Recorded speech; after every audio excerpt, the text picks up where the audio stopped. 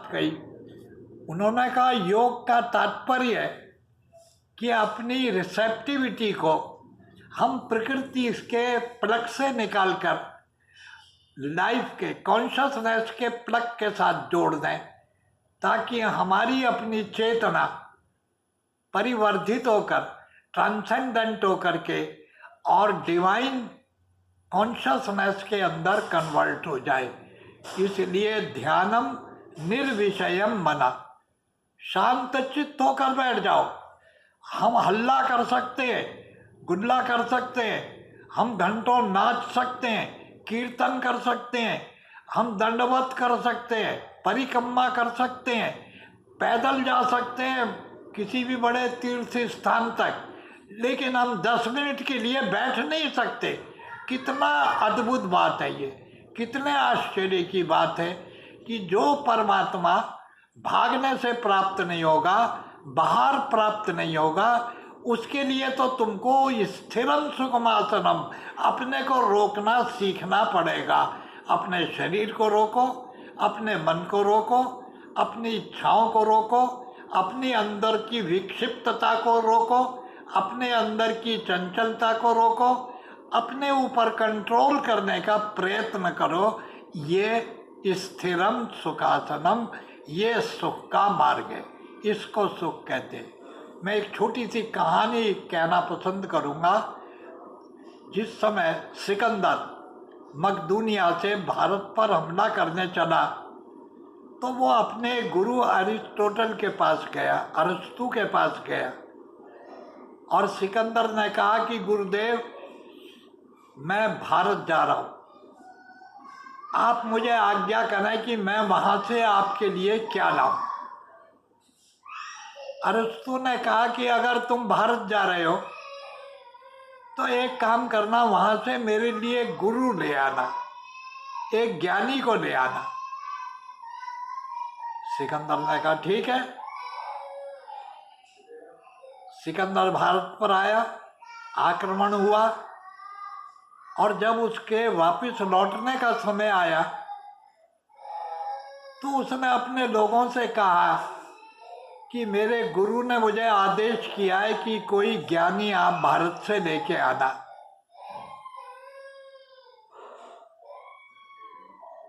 सिकंदर के सेनापति ने कहा ये तो बड़ी कठिन बात है, चलिए हम मालूम करते हैं। चारों तरफ इंक्वायरी की गई, कहीं सूचना मिली कि यहाँ से थोड़ी दूरी के ऊपर, जहाँ से जंगल प्रारंभ होता है, वहाँ एक छोटा सा नाला बहता है, उस नाले के किनारे एक ज्ञानी है। सिकंदर वहीं पहुंच गए। जाड़े के दिन थे।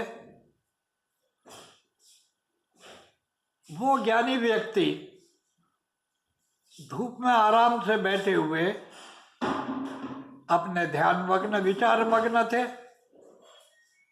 सामने सिकंदर आया, उनने कोई रिएक्शन ही नहीं किया। भाई उनके सामने तो पशु पक्षी भी निकल रहे थे, हिरण भी दौड़ते हुए निकल रहे थे, ऐसे ही ये भी आ गया है। सिकंदर ने कहा कि आश्चर्य है कि मुझे देख करके आपने कुछ भी महत्व नहीं दिया। उनने उत्तर दिया कि मैं किस किस को देखूं, यहाँ तो सभी गुजर रहे हैं। अभी खरगोश गए थे थोड़ी देर पहले, कुछ हिरण गए थे, कुछ पक्षी उड़ रहे हैं, भाई तुम भी आ गए।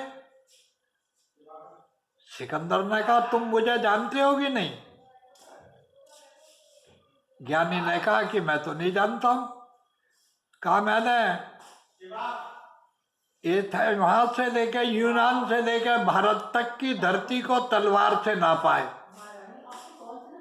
मैं विश्व विजेता हूं। उस ज्ञानी ने सिकंदर के मुंह की ओर देखा और कहा कि मुझे तो तुम भिखमंगे से लगते हो, भूखे लगते हो, नंगे लगते हो, तुम तो बड़े गरीब दिखाई दे रहे हो। ये शब्द सुनने की आदत कहाँ थी? उत्तेजित हो गया सिकंदर, और जब योद्धा का हाथ उत्तेजित होता है तो अपनी तलवार की मूठ पर चला जाता है। जैसे ही तलवार की मूठ पर हाथ गया और सिकंदर ने अपनी तलवार को बाहर निकालने के लिए हाथ ऊंचा किया, वो बोला, देख सिकंदर, बस यही मार्ग है तेरे नरक का। ये शब्द सुनते ही सिकंदर की तलवार छूट गई। तो उसने कहा, देख यही मार्ग है सुख और शांति का। जो अपने आप से बाहर आ गया, डिसइंटेग्रेट हो गया, अंदर से बिखर गया, ये दुख का मार्ग है। और जो अपने आप में सीमित हो गया, अपनी सीमाओं को जिसने समझ लिया, लिमिटेशंस को जिसने जान लिया, यही सुख का मार्ग है, यही शांति का मार्ग है, यही ज्ञान का मार्ग है। तो मैं निवेदन कर रहा था, कितनी सुंदर बात हमारे यहाँ कही गई। यक्ष को युधिष्ठिर ने कहा कि धर्मो रक्षति रक्षिता, जिसने धर्म की रक्षा की है, धर्म उसकी रक्षा करता है, और जिसने धर्म को त्याग दिया तो धर्म उसका भी नाश कर देता है। इसलिए आपकी रक्षा, आपका उत्तरदायित्व परमात्मा की ठेकेदारी नहीं है।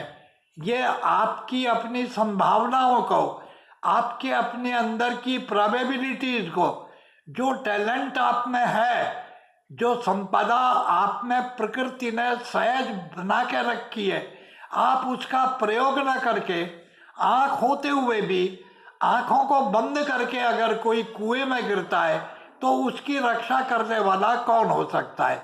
इसलिए शास्त्रकारों ने कहा कि स्थिरम सुखासनम, अगर तुम जीवन में सुख चाहते हो, परिवार में सुख चाहते हो, शांति चाहते हो, समाज में सुख शांति चाहते हो, तो आत्मनियंत्रण के मार्ग पर चलो।